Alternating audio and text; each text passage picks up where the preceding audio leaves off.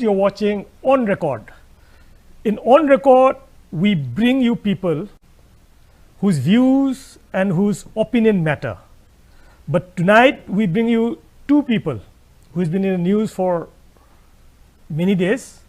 They are regular panels in our Manupurna show, but today they are here to speak to us about the disinformation campaign that's been going on in connection with the conflict that's been plaguing Manipur since 3rd of May 2023. Our On Record today is in English to take it to the wider audience so that they understand the real problem within. There's been a series of campaign since 3rd May. What was supposed to be a local law and order has now snowballed into an international issue. People have gone to United Nations with SOS, calling for a separate nation. The World Cookie Joe Intellectual Council has sent a SOS to the United Nations seeking to break Manipur, part of Myanmar, part of Bangladesh, and of course Mizoram, to form what they call a cookie nation, a cookie homeland. Now, as a pushback, we also saw some of our intellectuals go to UN platform, and today we have with us ATHOUBA. Welcome to the show. ATHOUBA, everyone knows, is a working president of IPSA. He's also the spokesperson of COCOMI, which has been heading the Manipur issues. And with him, joining us also is ARAMBAM NONI Associate Professor, DM University. Welcome to the show, both of you. Let me begin with ATHOUBA. We have talked a lot about this issue, right from the disinformation campaign to what you would like to say, cookie leaven serum. Now, what we saw on 3rd May has been represented in a very different lights. The problem now is that beyond the national media, beyond the national government, it has gone to the international community. How did this local issue,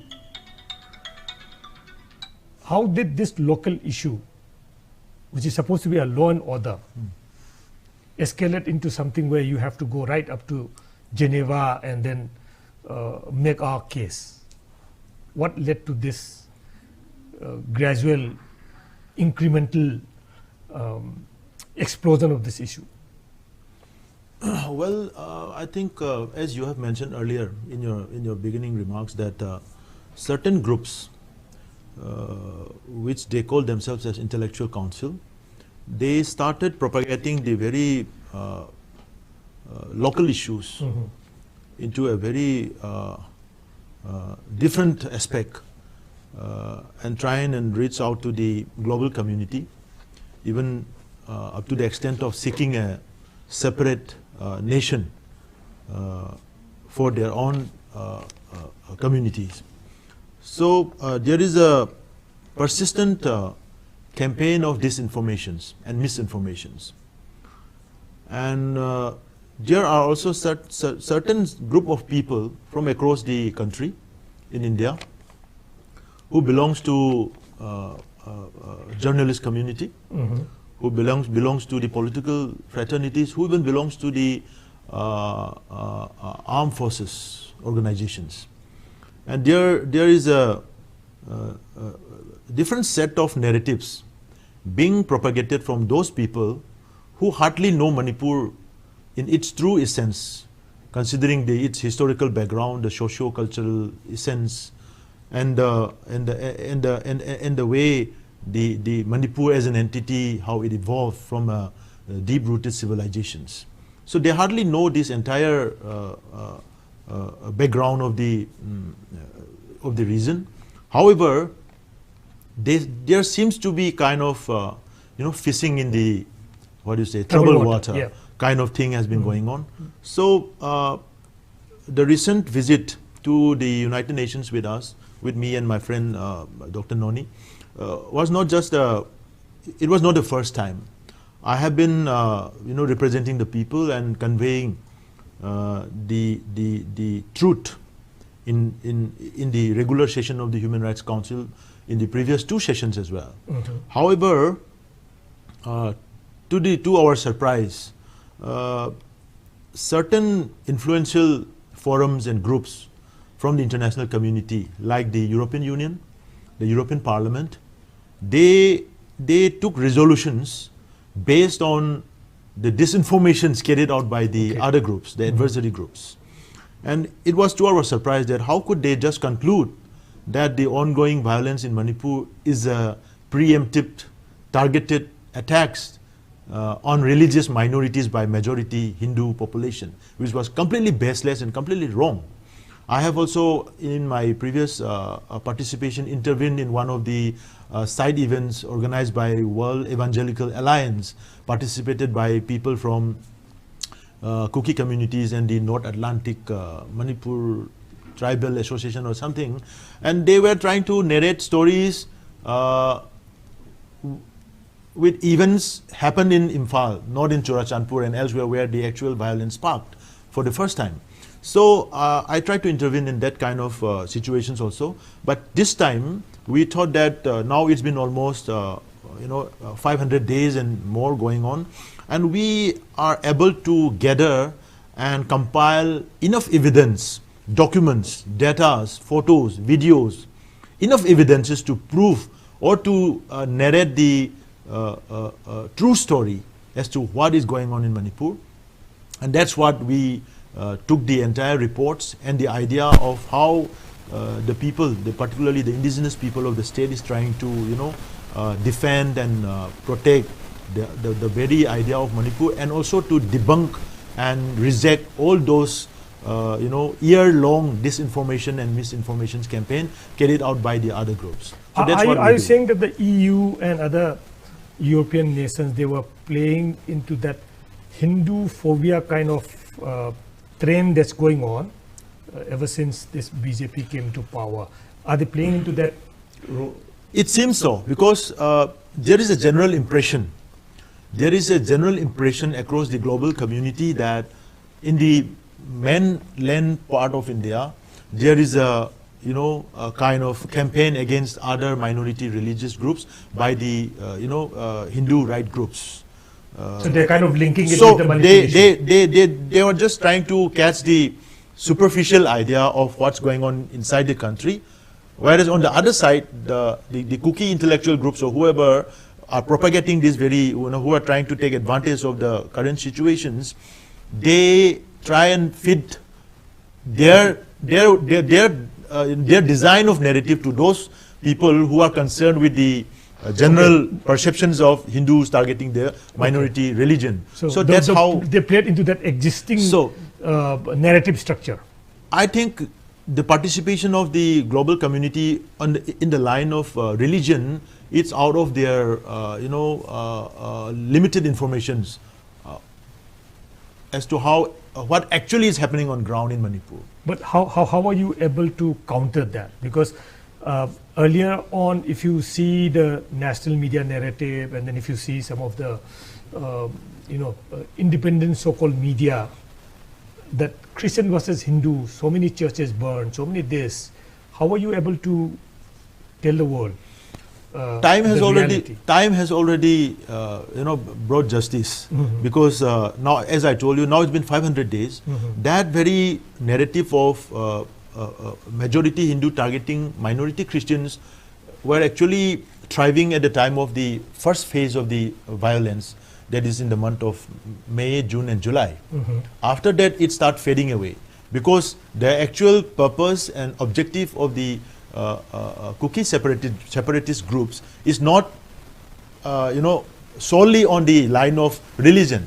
Their objective or their purpose is to carve out, as you have mentioned, carve out certain territories from the hill areas of Manipur, which they are now occupying, and to merge it to some other region to have a uniform or homogeneous ethnocentric territory in the region. So that's what they are planning for. So that narratives has already been, now disapproved by many, and even the national medias and several other peoples have also now understood, because many of the churches are still standing tall in Imphal, and they are performing their weekly services right from the day the violence started. So actually, did you present the factual records and photographs? Yes, to the UN? we did that, and we even convey them to pay a visit here and to witness themselves as to how the religious places are still performing their duties, their services. So that's how we try to. One argument that you make stands out, and that's a word that's used by this SOS that I mentioned, the word Lebensraum. Yeah.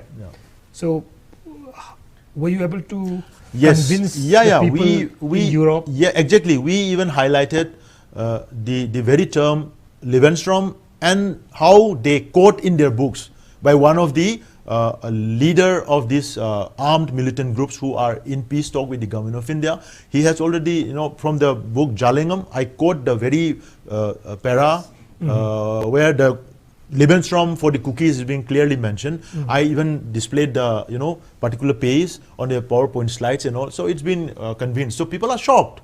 The global communities are now shocked that is it really happening there? So we said that's the fact.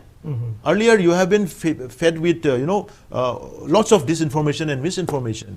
They are known for their deceiving attitude since historical times, and we have records after records of their being deceitful behaviors. That's how we try and let me pull in Noni. Dr. Noni, Lebensraum, one of the key areas where you dealt was this ethnic based homeland, or linguistic based homeland. These kind of things are one of the driving forces behind this separatist movement. So what were your contention at the UN? My role was basically to assess the situation and to give a better perspective on the problems in Manipur. And I belong to academic community, and I wanted to do an assessment of the terms and concepts that were being used by a particular section of people. And I particularly term these as ethnocentric politics. And ethnocentric politics is obsolete and untenable, because Manipur is a land where you have a cosmopolitan history and political life, where different at least not less than 35 communities excel in the state of Manipur. And I'm kind of resisting to this very construction that there should be ethnocentric homelands. Given the kind of plural character that the state of Manipur has, you cannot imagine 35 states within the state of Manipur. So giving a leverage to this ethnocentric narrative is going to be like going against the history of our coexistence. And that was my worry.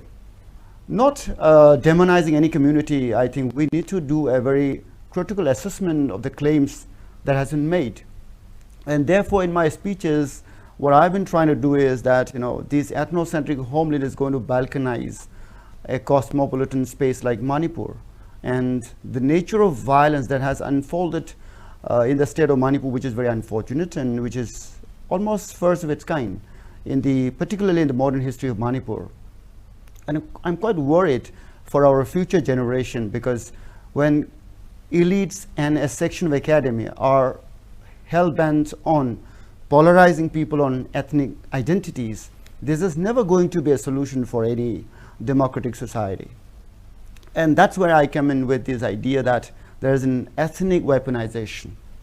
Weaponization of identities, that my identity cannot live with you, and therefore it becomes exclusive kind of thing. So this exclusionary narrative, which is not only exclusive in their own narrative, but there is a weaponization in the sense of militarizing the identity. So that's a very concerning reality which is coming up in this borderland called India, Myanmar and Bangladesh region. For the sake of democracy and coexistence, if the question is about development and governance, I think there's no need for harping on these ethnocentric discourses. And I've seen, even yesterday I saw a KNO spokesperson coming up again on television and saying, we were ethnically cleansed from the Imphal Valley. Why this sanity being claimed by these elites who are in some sense celebrating violence? I have never seen these people condemning violence. I have never seen these people telling people not to indulge in violence. I have seen them largely celebrating violence. This is very unfortunate. And my presence in UNO platform was basically to warn the global community and the government of India that we need to stop these narratives of ethnocentrism, because this is going to weaponize identities, weaponize in terms of violence and weaponize in terms of exclusivity. But one would argue in Indian context that this is happening all across India. That's what we don't want to. States being formed on line of linguistic, like you have seen Telangana coming out of. It's yesterday again. I don't want to refer to this discussion, but it is becoming very pertinent that we engage with these ethnocentric claims that the terms like ethnic cleansing has been used. But if you look at the nature of violence that has been perpetrated on the property and the civilians, if you look at Churachandpur, for instance, the property that belong to a particular section of people has been completely bulldozed. And it looks like there is a concerted effort to actually erase the memory of habitation of a particular community. The Levenserum thing. So perhaps this in the long run will lead to a larger justification of the Levenserum politics, which is a concerning matter. But yes, we do acknowledge the fact that from the valley of Imphal also, a particular section belonging to Kuki-Zo community, they had to flee. And that was because of the violence that was unleashing the state. But I don't see that intent of a Levenserum or cleansing a particular demography. If there is given a chance that people are going to come back today to Imphal, I'm sure the civil societies probably will welcome them. And the government has been. Are you saying that it's a pushback of what happened in Churachandpur rather than? I think it is very evident. It is. Let's not be in a confusion, because the manner in which the properties have been demolished, I think that this is very clear. This is very clear indication. And unfortunately, the national media, they have never raised this question: why have you demolished the properties when there was a simple conflict between two communities? Why did you have to indulge into these kind of processes and methods? I'm told that mainland journalists, when they go to Churachandpur, they're never allowed to visit those areas. I think you're the best person to know it, because I'm not a journalist and I don't have a good connection with the journalists. So coming back to the issue that you raised about linguistic states, I have done some homework on that. Let me read it out for the audience.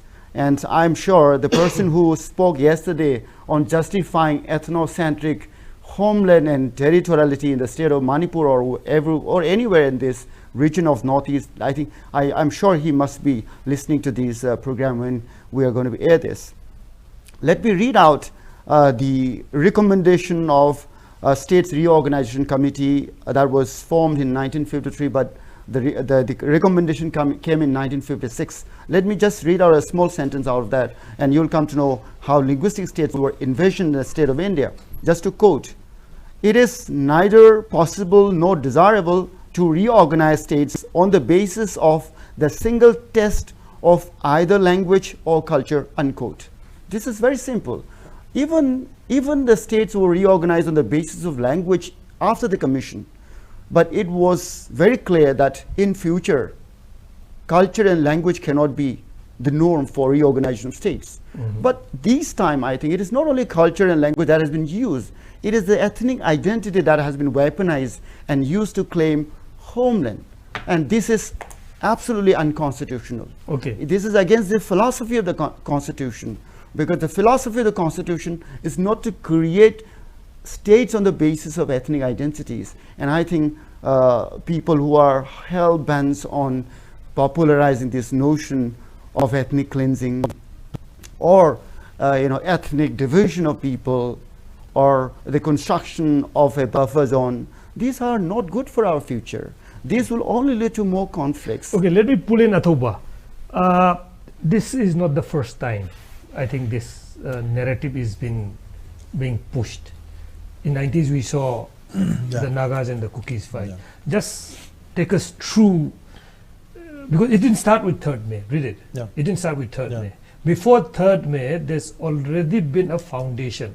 And there's been as a reporter we know that this has been there. This campaign has been there. It's just that they've upped it, and they're going to up it, right? Yeah. So just walk us through the cookies in particular, since we are talking about them, their relations with other national, other ethnic groups in the Northeast, which NONI is worried about, you know.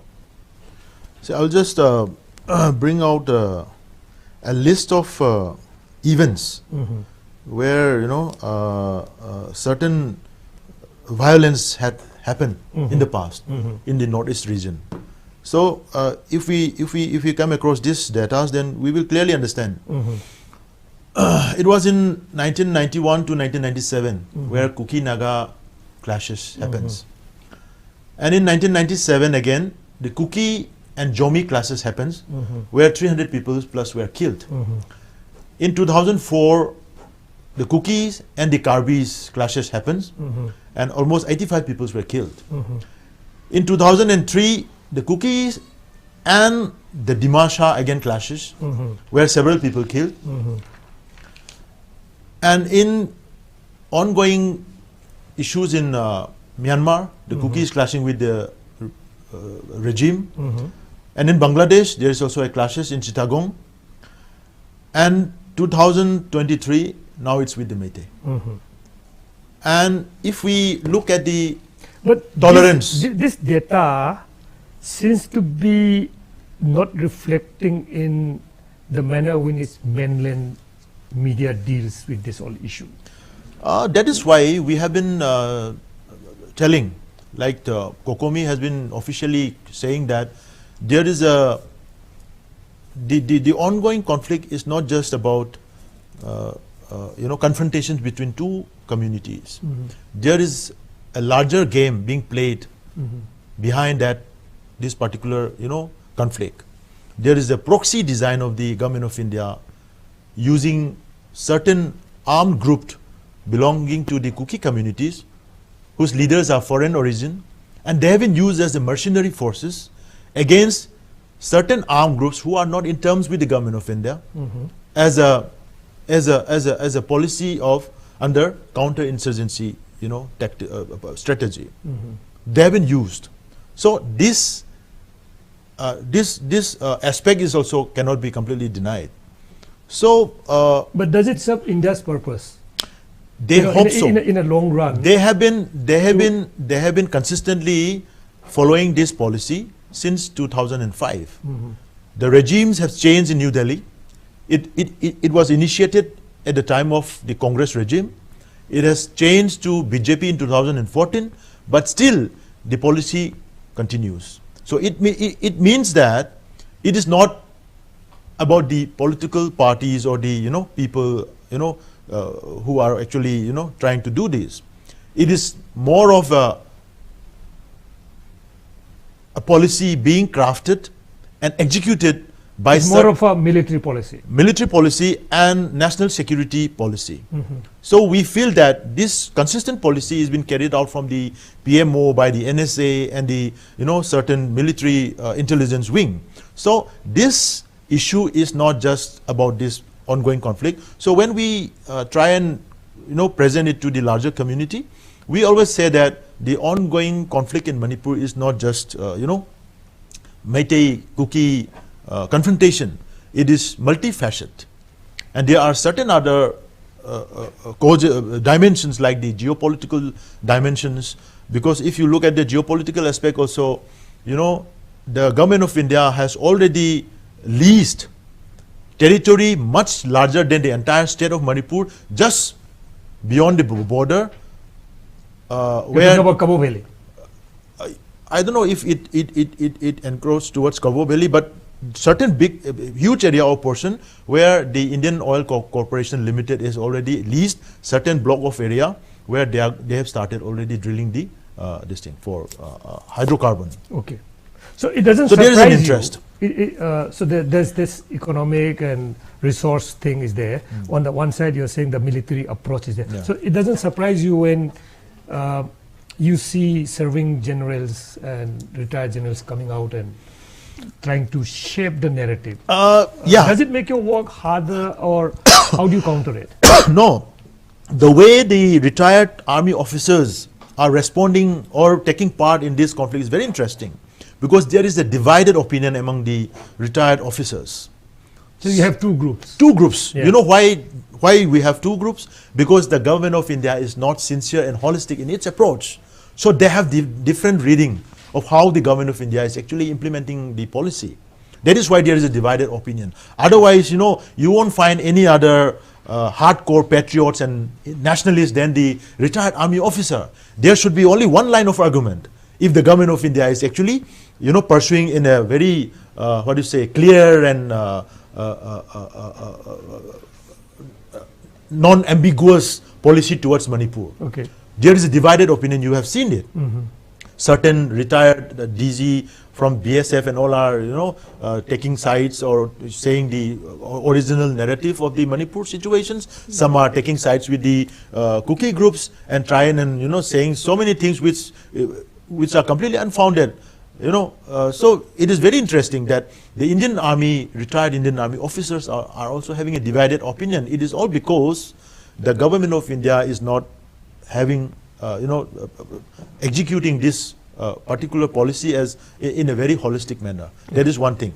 However, coming to your point, coming to your questions, the majority Meitei that they have been saying, we have been tolerant, you know, because the attacks towards the Meitei community in the India-dominated areas is not the first time that happened in 3rd of May. If you look back in 2015, in Moreh, more than 20-30 houses were torched and they have been completely attacked by the cookie groups. But we civil society always try to find a way as to how it can be reconciled. Because we never looked at it from the line of community. We never looked at it from the line of ethnocentric ideas. We always try to accommodate as much as possible. That is why since 1962, when the government keep on adopting refugees, waves of refugees after refugees, nobody has a word against that. Because we were hospitable, we were, looking at it from the perspective of, in a very human way. We have been adopting refugees. What made you change the mind?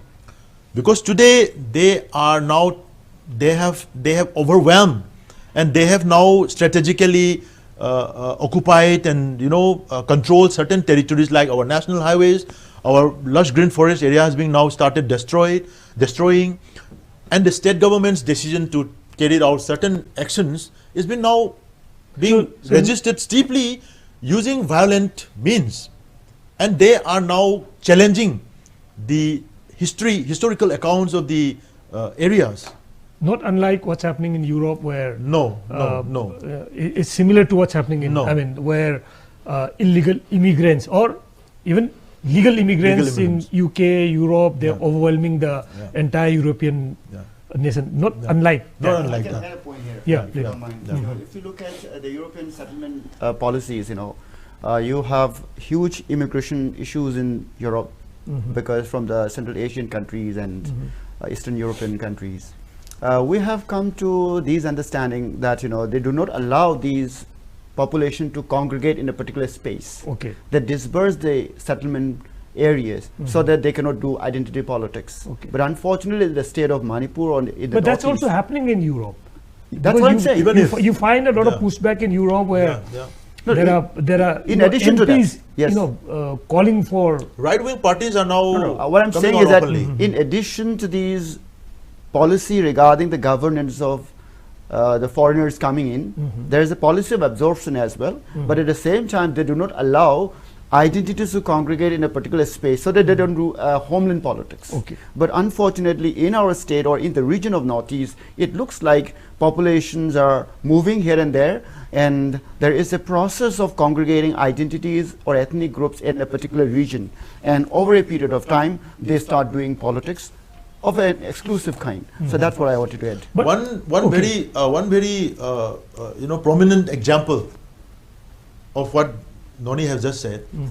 If you look at the recent official release of the Home Ministry, regarding the recent meeting of legislatures in Delhi. We'll come to that after the break. I will just, We'll come to that I after. just want to quote one point. What they mentioned in that note is that the MLAs from Kuki Jo Mar, comma, Meitei, comma, Naga had a joint meeting in New Delhi.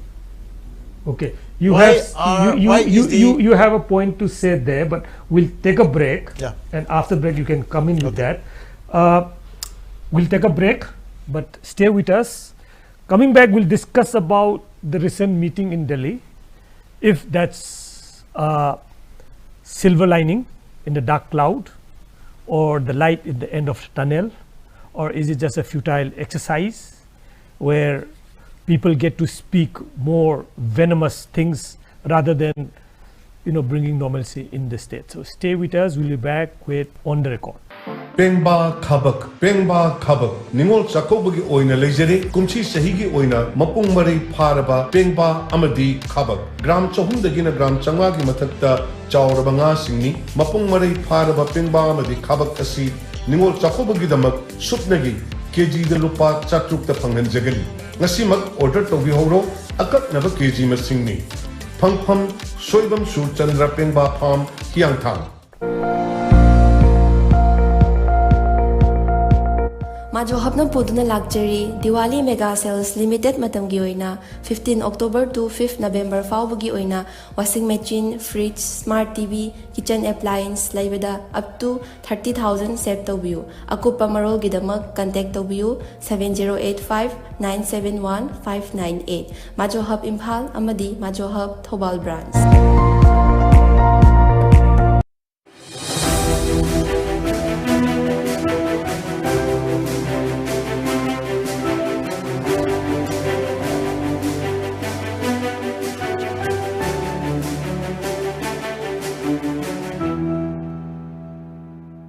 Welcome back. You're watching On Record. Here in the studio with me is ATHOUBA, who is spokesperson for COCOMI, but as well as working president of IPSA, and Dr. NONI, associate professor of DM University. Welcome back once again after the break. ATHOUBA, you were saying something about, before the break, the talk in New Delhi and the kind of things that unfolded there. You wanted to say something about how the composition of the talk were designated by their ethnic identities. Yeah, please. It's like on the recent, regarding this recent meeting in Delhi, there is a press note being released by Home Ministry. The PIB. The PIB.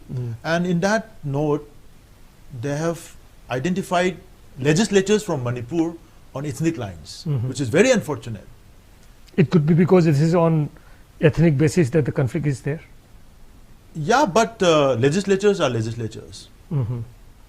There isn't conflict between the legislatures in the assembly. We have never seen that. You have a serving ministers from the both communities are serving from the same state government. So how could you identify those legislatures on the ethnic lines?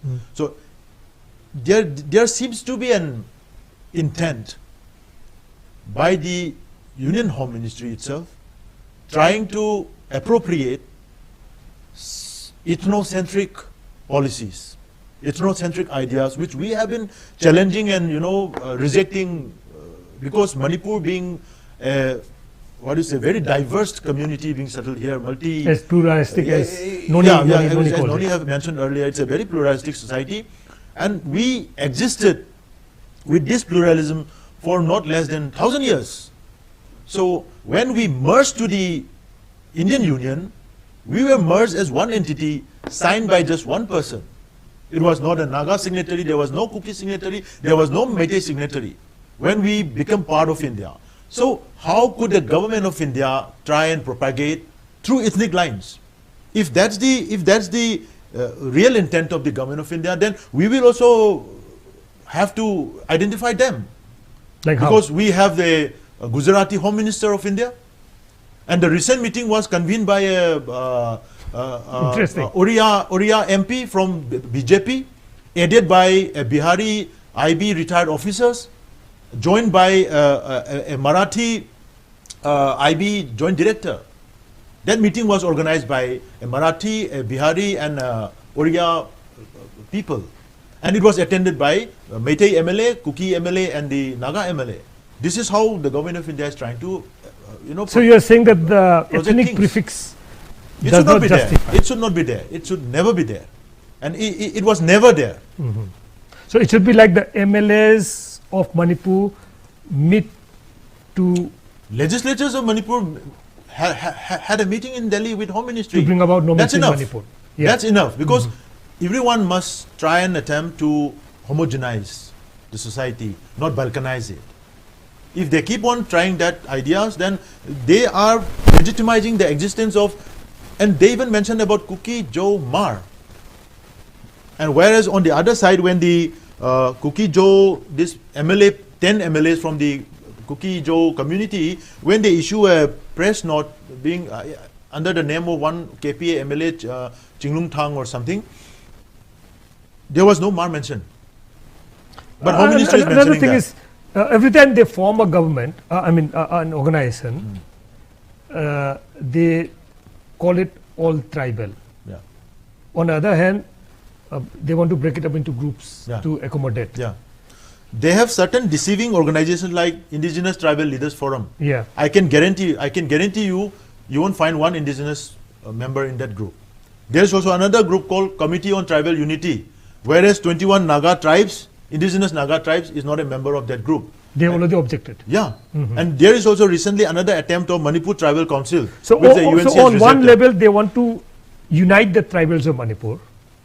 On other hand, they want to appropriate a section of Manipur into No. It's not trying to unite. They are trying to project themselves As a under the uni- disguise, as a disguise of, representing the whole tribal community, which is actually not. So this kind of I think it's on deceiving- record that at least the Nagas have yeah. objected to. Yeah. So I think this is very unfortunate. And another very important thing is that when there is a press release by these 10 MLAs who belong to Kuki community, they have surrendered themselves to the KNO and UPF. I will just read you the particular phrase. See, they have said that number one is a separate administration for Kuki Joe community is a prerequisite for any peace dialogue. This is what they have mentioned after post meeting in Delhi. And in the next para, they have said the Kuki Joe MLAs also emphasize their full confidence in the leadership of the KNO UPF and confirm that they have no additional demands beyond those already presented by the Kuki, KNO and UPF. Okay. So now the Kuki legislators, the 10 Kuki legislators who belong to Kuki communities have already surrendered themselves entirely to the KNO and UPF armed groups for any future dialogue and engagement regarding the demand for separate administration. This is confirmed. This is the official statement. Okay. So from now on, these 10 MLAs are insignificant in any future exercise in relation with this ongoing Manipur crisis. Number one. Number two, if the government of India is now, the government of India must have to, the government of India must now engage with KNO and UPF, because Sailen Haukip, the spokesperson of KNO, himself has also already in previous other interviews have officially stated that the ongoing conflict in Manipur cannot be resolved by engaging CSOs. It has to be resolved only through the Sioux groups and the government. That is what he has said. So it is now very clear and, this thing that the ongoing conflict in Manipur and the demand for separate administration is being actually now officially demand of the Sioux groups, armed militant groups. So the government of India must now take some proactive action to engage them in dialogue. However, among this UPF and KNO, the main leader of these groups, Thanglian Pao Guite of UPF, who is the chairman, convener of the entire group, and PS Haukip of KNO, both of them are foreigners. PS Haukip arrived from Somnath Trek, first settled in Nagaland, served as a bank staff, later shifted to Churachandpur, and now he is the chairman of KNO. Thanglianpo Guite is an MP in Myanmar. He's been given citizenship in, he fled Myanmar after the distinct military crackdown, and now coming to Churachandpur, become the chairman of ZRO. Why is it that all So these two leaders, the government of India, despite knowing their antecedents, that they don't belong to this part of the state, they don't belong to this territory, they don't belong to this region, the government of India has invited them to take to New Delhi, initiate political dialogues, and now they are discussing issues related with the territory of Manipur. Why is the mainstream media missing this? You know, they are not missing. They seems to be deliberately evading or neglecting or avoiding these particular issues because their agenda is something else. As I said you earlier, that the government of India is, you know. No, I'm talking about the mainstream medias. Medias, there are certain sets of media who understands the truth, who are being paid by those, you know, the propaganda cell of this separatist group, and they have been paid to do what they have been provided. That's what they are doing. And you must have earlier known that Kautilya 33 Uday S. Reddy from Birmingham University, he was actively participating. I went there to Birmingham and filed a complaint in the police. How he has been, you know, involving in communal clashes that's happening several 10,000 miles away from this part of the world. Okay. Let me bring it Noni at this point. You know, even the Home Ministry, PIB, in its press release has, you know, identified the MLAs by their ethnicity. And now you seem to be telling that there can be no state or reorganization on ethnic line. But if this plays out, does our constitution allow disintegration of Manipur on this ethnic line? I think, of course, I think this is setting a bad precedent, number one. Second point, this is not in favor of the spirit of the Constitution of Article 14 and 16. How so? Where you refer to people in their respective identity names, which is unfair.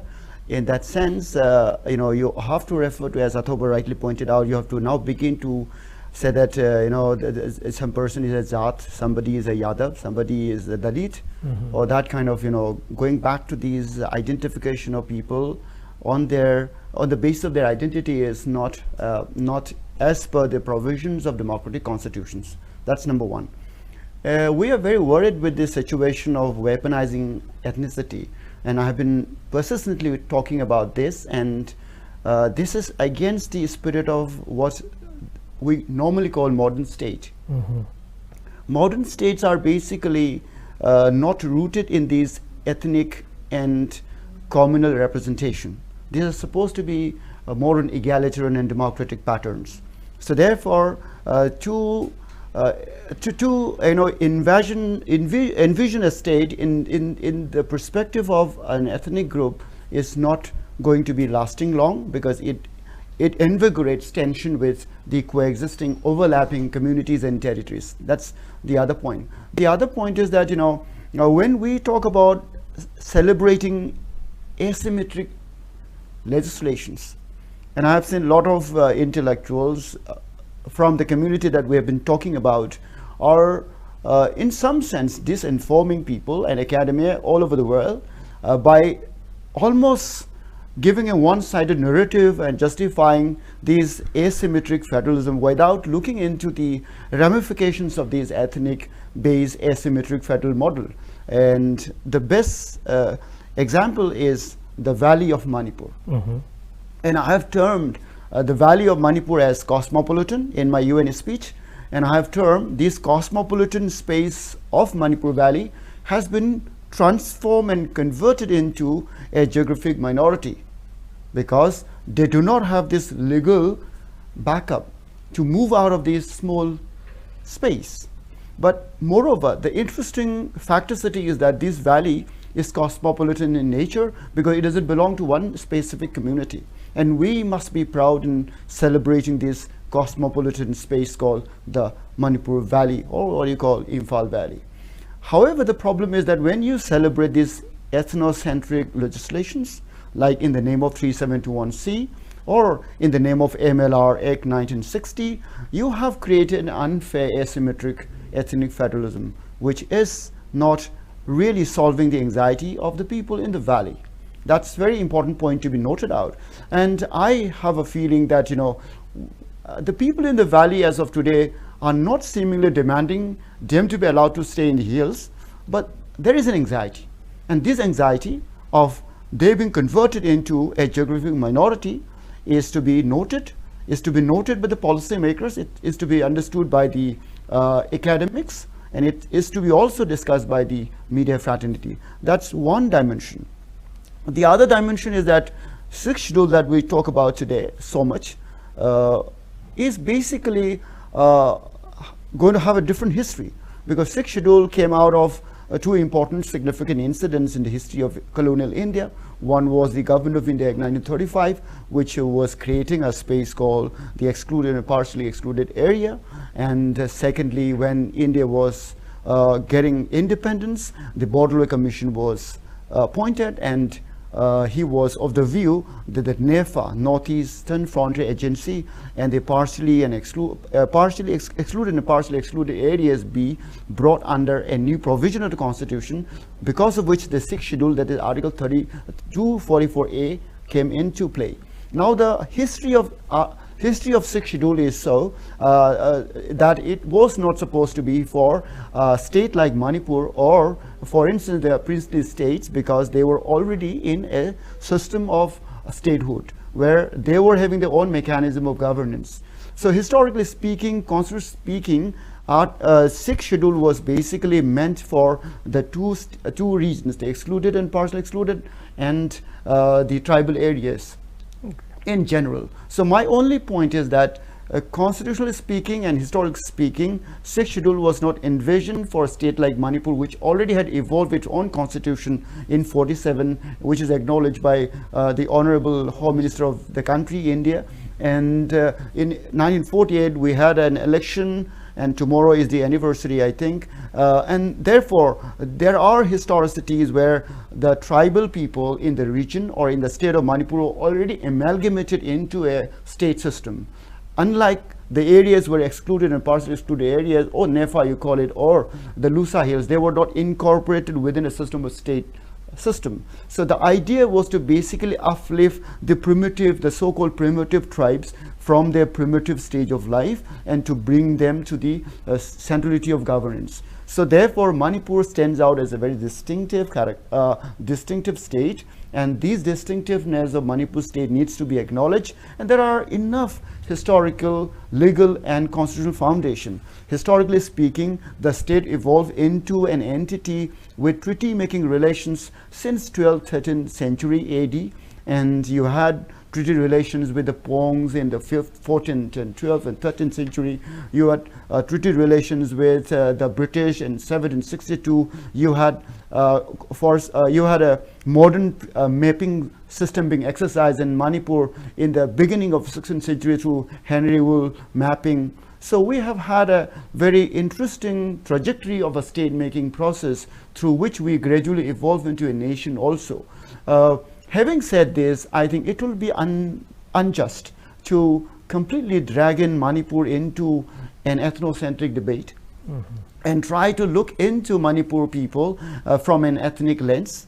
And it is very unfortunate that some section of people who are using these identities as a means, as a mechanism to enhance their control over certain political space is unfortunate, because these people I have not seen taking a harsh position on poppy cultivation.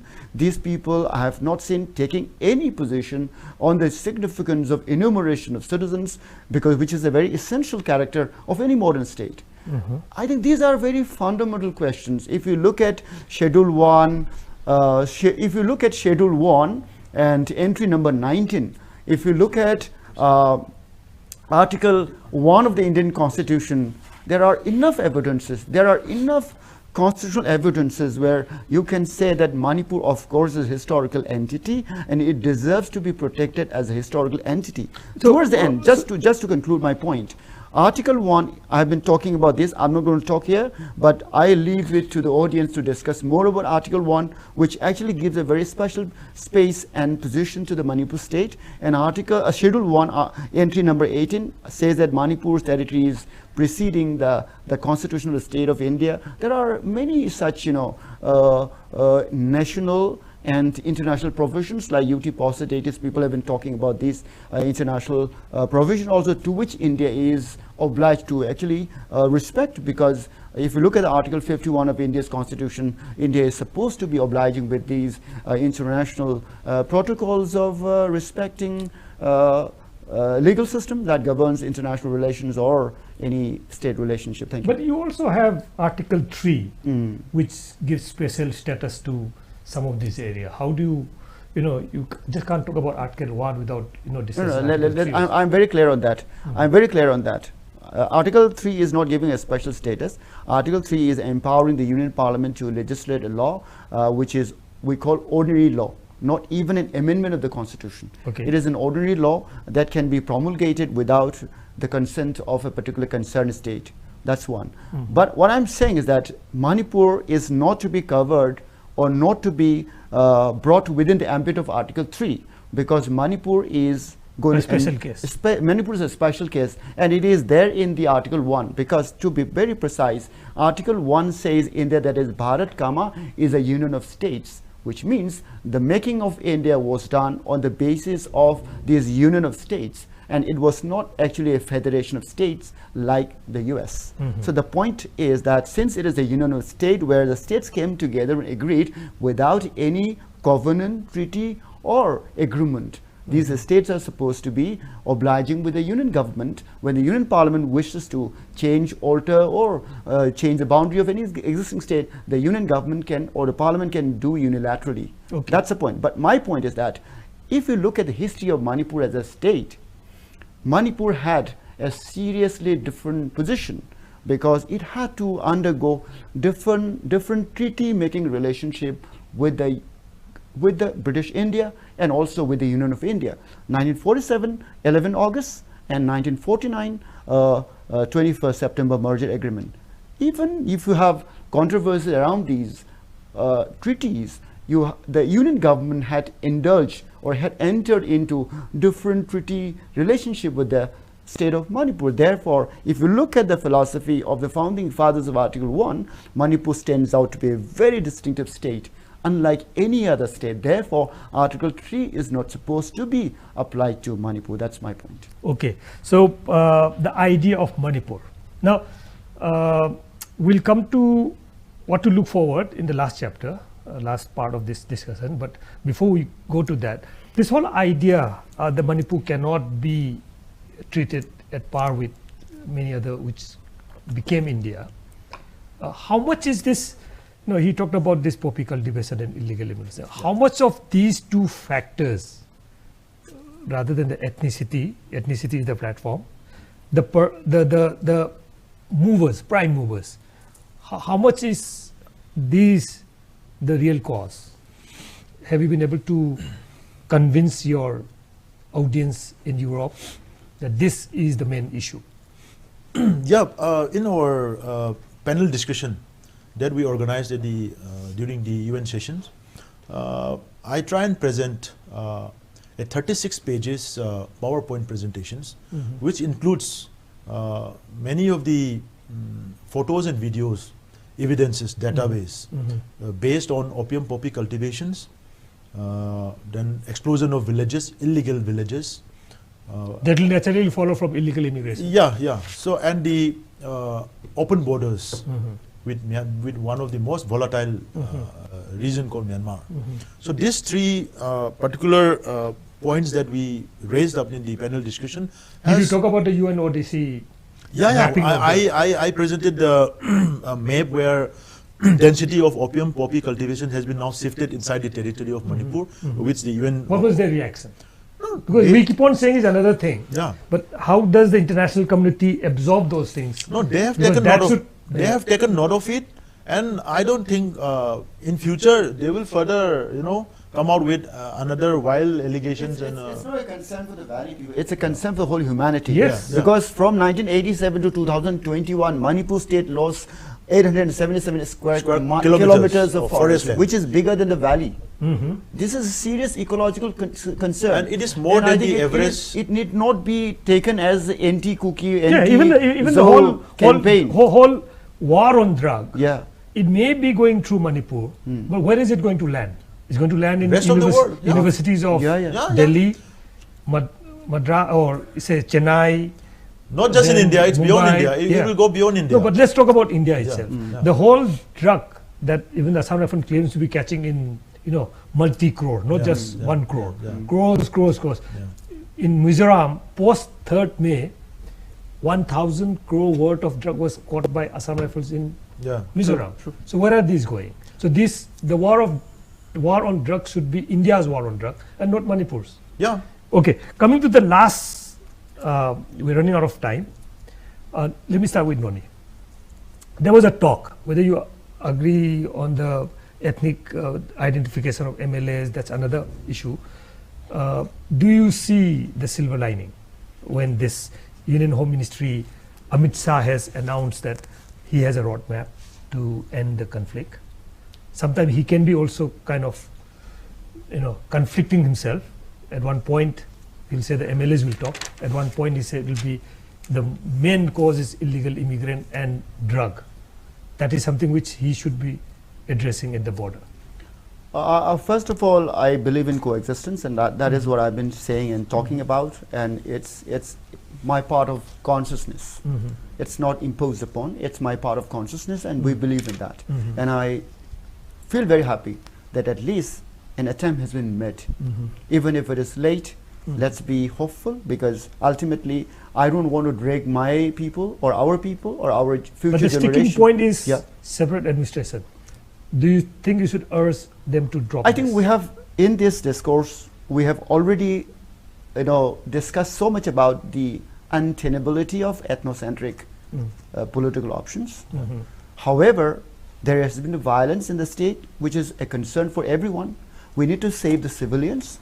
Unfortunately, I think the resolution of the recent talk was like appealing for shunning violence. They should have objected. They should have not requested. They should have objected to any person, any force that is using violence, and they should also resolve to punish those people who are breaking the rule of law. Now, this has to come up in the next talk. The other point that I want to say and end with is that in the next round of talk, the responsible leaders, if they're really peace-loving people, if they're really democratic ideologues, they have to agree to the point that resettlement should be initiated, because people who are displaced are in a very, very difficult time. They have been having health problems. They have been denied of their dignified life. So we must endorse to the fact that the resettlement must be allowed, and there should be. That's not possible without disarmament. But I don't see that as that as possible. I don't see that as that. You cannot have people moving. Let me come to that point. I'm very clear on that. This whole process of arming or objecting to rehabilitation or resettlement is not because the people are armed. I think it's because of the politics. Some people don't want people to come back to their own places. But practically on the ground, you need to have people disarmed. Why people have arms? Why people on certain areas are having arms? One for the protection, or one for not allowing people to come back. If you look at the nature of violence, why was the SDPO of More killed? Why was it? Why the central forces, armed forces are being killed by certain section of militants? Does it have anything to do with what you call civil conflict or ethnic tension? So you think they should go beyond just asking people to shun violence? Yes, of course. They should. This is too weak to say. You have a state, and you are a representative of the state, and you're appealing people who are endorsing violence to to shun violence. We must come with. So what would you have them say? I only want to say two things. The law should play its own course of action. Second meeting should be about rehabilitation. That's the only thing I want to say. Okay. ATHOUBA, I think the way this talks has been initiated, it seems to be initiated on the pretext of a false understanding. When the Union Home Minister says that the ongoing conflict in Manipur is between ethnic communities. Earlier they used to say that it's been, external forces are there, and Immigration is there, immigration drug is there, problem is there. and drug problems are there. Now they have shifted the entire narrative to just mere local issues, which is completely false. If you are initiating certain steps which is vital to a restoration of peace and tranquility in the region, it should be on the basis of truth. There should be certain principles. So if you look at the entire sequence of events, starting from the 10th of March, where the actual first violence began, and the initiatives or action taken up by the government since 2018, with war on drugs campaigns against the forest encroachers, eviction drive, campaign against the illegal immigration, settlements of refugees in the border villages. Everything that the state should be doing. Yeah, the state has already initiated, and there was a steep violent resistance against this initiative. So what is the stand of the union government? Are they going to aid to the state administration to further these initiatives, or are they going to hold them back because the illegal forces are resisting it? Okay. So on what pretext? So later on, this campaign has been rigorously continuing, and on the So other you're side, saying that the center should be clear about what actually is taking place. yes, and the center should also try and establish to have a sense of prevailing law and orders in the region. They should also try and restore law and orders. They have never attempted that. They are just waiting for the adversaries to withdraw themselves. What is Or tire out. 60,000 security forces doing? That's the Yeah. question. So what are those 60,000 security forces deployed for? If they are not actually able to disarm those people, we are not saying just to disarm the other side. We are saying disarm both sides. Illegal possession of illegal arms are not allowed in the place where rule of law exists.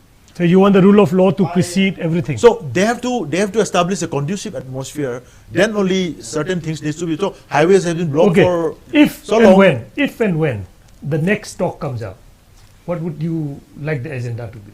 No, the agenda must be based on the first talk should be between the government of India and those people who are indulging in this violence. Okay. They have preconditions. They are making certain political demands through violence means. Is the government of India allowing that? And they are also listening to people who are foreign origin, holding arms against the people, targeting the civilian any population. talk would be without that precondition. Is that what you're saying? No, yeah, no. What I mean to say is, you need to have dialogue with those people who are using violence as a means to, assert their political demand. Number one. Number two, India government also now must be very wary that they cannot further their exercise with armed militant groups whose leaders are from foreign origin. If they keep continuing that, it means that they are doing things against the interests of the indigenous civilian population of the state. We never say anything when they use these cookie armed militant groups as the mercenary forces against other, insurgent groups. Nobody said a word. Okay. But now those groups are directly targeting the civilian population, and the India government is still remaining complicit to this. Okay. This is not.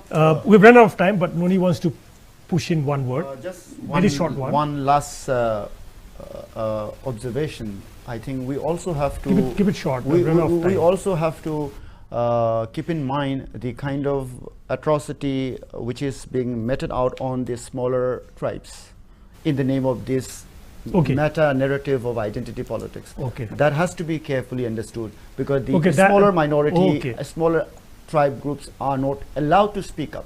That's a major concern. That could be the subject for next on the Yeah, record. of course. That's it for today. On the record with ATHOUBA and Dr. Noni, who was recently in Geneva, to highlight the issues and the problems that Manipur is facing since 3rd of May 2023. Hopefully, we have been able to make people understand the real issues here. There will, of course, be a lot of counters to this episode, because the narrative clashes with another narrative, and perhaps when we get those feedbacks, I will have both ATHOUBA and Noni back in my studio and discuss if the narrative that is being pushed by the opponents can be countered. For tonight, thank you very much for watching On The Record, and we thank both the panel members for being such a joy to listen to. Thank you very much, Doctor. Thank you, ATHOUBA. That's it. Good night for today. See you in the next episode of On The Record. And as I said before, we have done this in English so that we can reach a wider audience. Thank you.